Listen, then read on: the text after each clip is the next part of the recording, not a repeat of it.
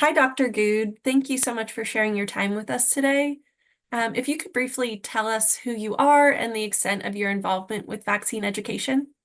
Yes, thank you. So my name is Dr. Kelly Goode, and I'm a pharmacist by training. I currently serve as professor and the director of the PGY1 Community-Based Pharmacy Residency Program at Virginia Commonwealth University School of Pharmacy.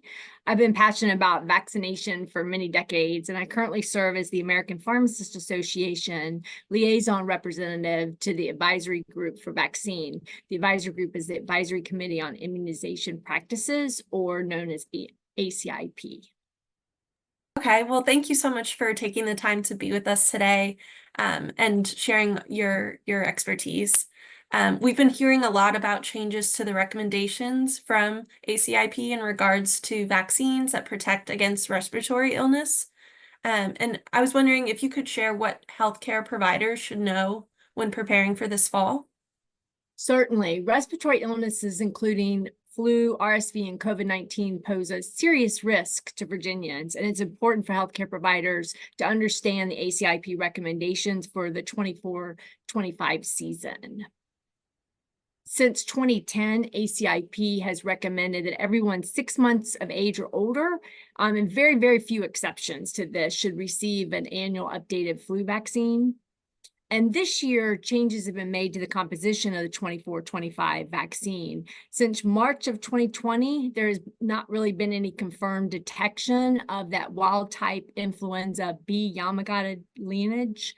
And that's been done using global surveillance. And so this year for 24-25, both the World Health Organization and the FDA recommended to take that strain out of the vaccine. So this year, the vaccine will not include the B Yamagata component, meaning that vaccines will be considered trivalent rather than the quadrivalent that we've had the last couple of years.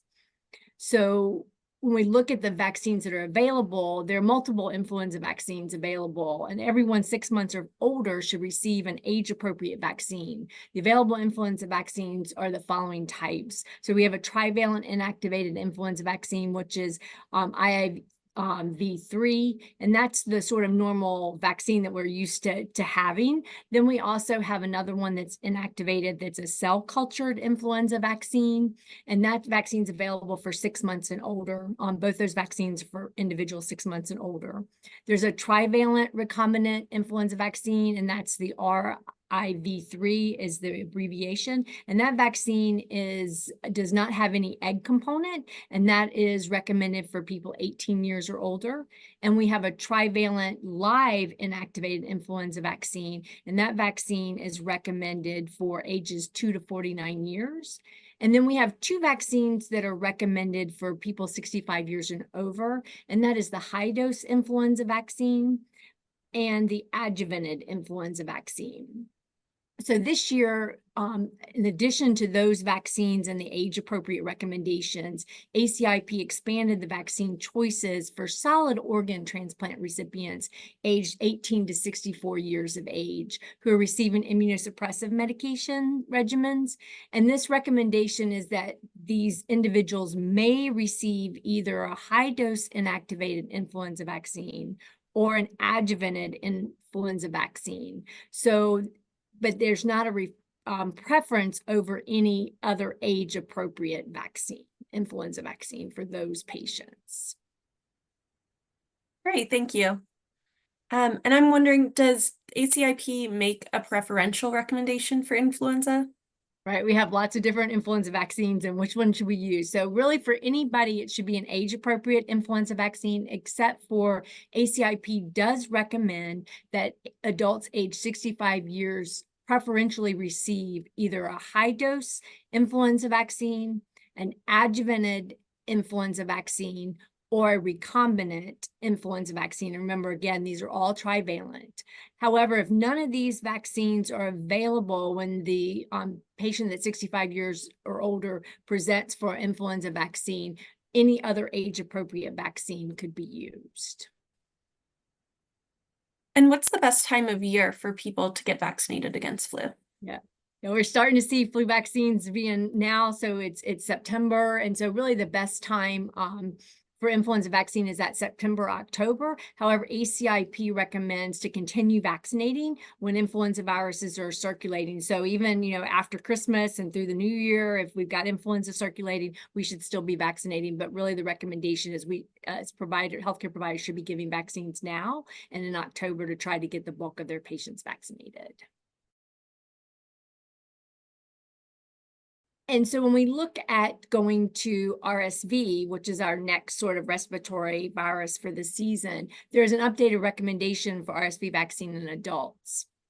So for this upcoming season, the ACIP or CDC recommends that all adults over 75 years of age should get a one-time lifetime dose of RSV vaccine, and that is if they haven't received that vaccine in the past.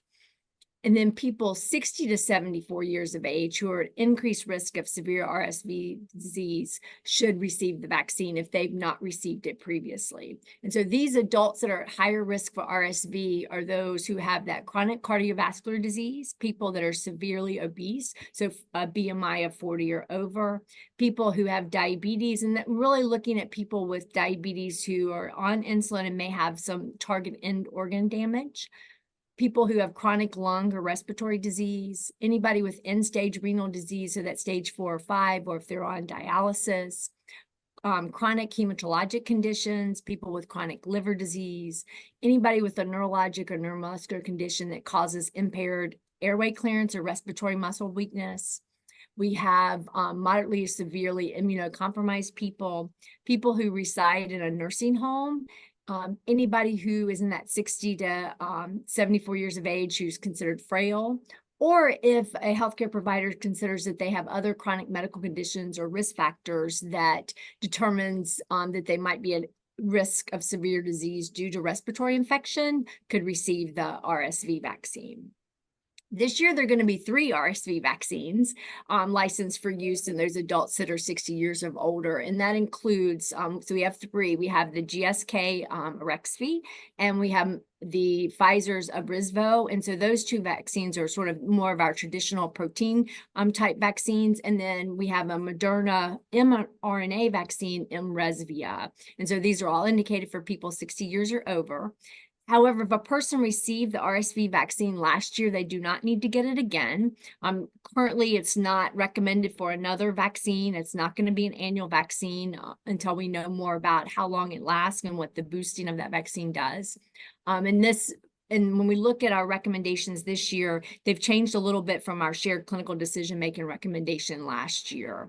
So when do you vaccinate? Now's a great time to vaccinate against RSV, and eligible adults can get that RSV vaccine at any time during the year, but it's best kind of in late summer, early fall as we're entering into that RSV vaccine season in Virginia. Great, thank you. Are there different recommendations for pregnant people?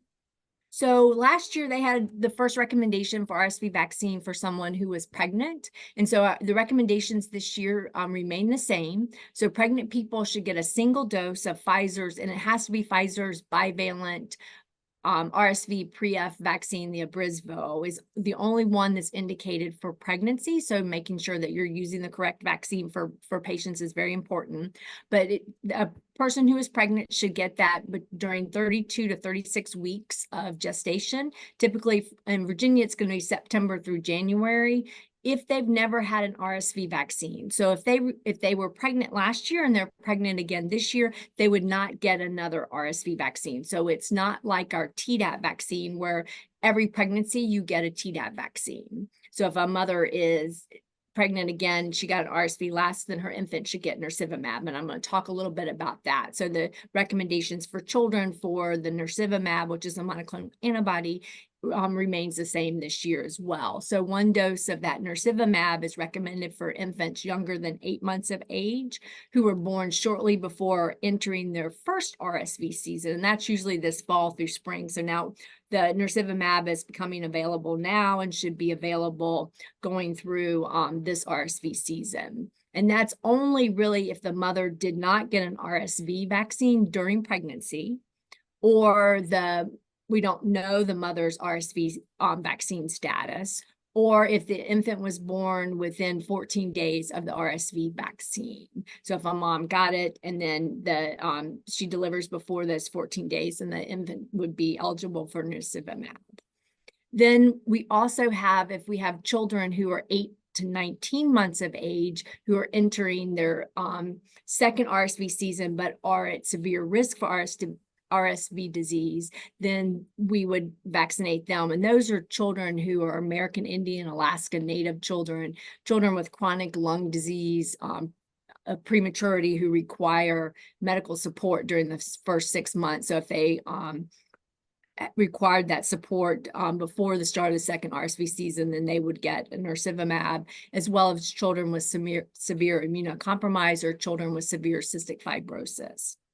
And as I mentioned, nirsevimab is administered October through the end of March, although timing could be adjusted based on when we see RSV disease during the season, and is it still circulating. And so public health authorities like the Virginia Department of Health, Centers for Disease Control would help guide our Virginia healthcare providers about whether or not they could continue to administer nirsevimab. So our last sort of respiratory disease is COVID. So we have three, the CDC campaign this year is really about respiratory virus vaccine season. So not influenza vaccine season, which is what most healthcare providers are really used to focusing on. So at the June ACIP meeting, a recommendation was made for an updated 24-25 COVID-19 vaccine. And these updated vaccines include an Omicron JN1 specific antigen. So it's shifting very similar to flu. So we're seeing a shifting in that COVID strains that are circulating. And so that recommendation was made really based on sort of this sharp increase of prevalence of that JN1 variant and subvariant sort of kind of through April to June when the vaccine was recommended by ACIP and approved by the FDA for the formulation that would be in it. There is some limited evidence that the JN1 antigens that are in the 24-25 vaccine can give some cross protection against what we're seeing as subvariant emergence of that KP2 and KP3. And so the recommendation is that everyone, just like flu, 6 months or older, should receive an updated vaccine this fall and winter, whether they've previously been vaccinated with a COVID vaccine or not. However, there are some individuals that might be indicated to get more than one dose of the 24-25 vaccine this fall. And that's really going to depend upon their age, whether they were vaccinated previously, and their immunocompromised status. So these updated COVID-19 vaccines are available so we'll have the three manufacturers. We'll have the Moderna vaccine and the Pfizer vaccine, which are the mRNA. And then we have the more traditional type vaccine manufactured by Novavax, which is the protein subunit. And they're available now. They've been shipped. Our practice has gotten them. We're giving COVID vaccines. And just a reminder that it is important that patients, all three of these vaccines, if they're age eligible, a patient could get RSV, COVID, and flu at the same time, but definitely we can give flu and COVID for most patients because not everybody's indicated to get that RSV vaccine. So it's important to vaccinate against all of our respiratory diseases this fall. Yeah, and I'm happy to report I received my COVID and flu shot at the same time, same arm, and had a great experience with that at a pharmacy local in Richmond. So Great. Yeah. So thank you so much for your time today and for your really thorough answers to these questions. There's a lot of new information to learn, so I'm sure providers and our Immunize Virginia Coalition members will really appreciate this information. And if healthcare providers do have any further questions, I'd like to remind everyone that Immunize Virginia has on our website, we have a new tool called our ACIP snapshot, which we will link below and is also can be found on our resources page on our website at immunizevirginia.org. So thank you again. Welcome. Thank you.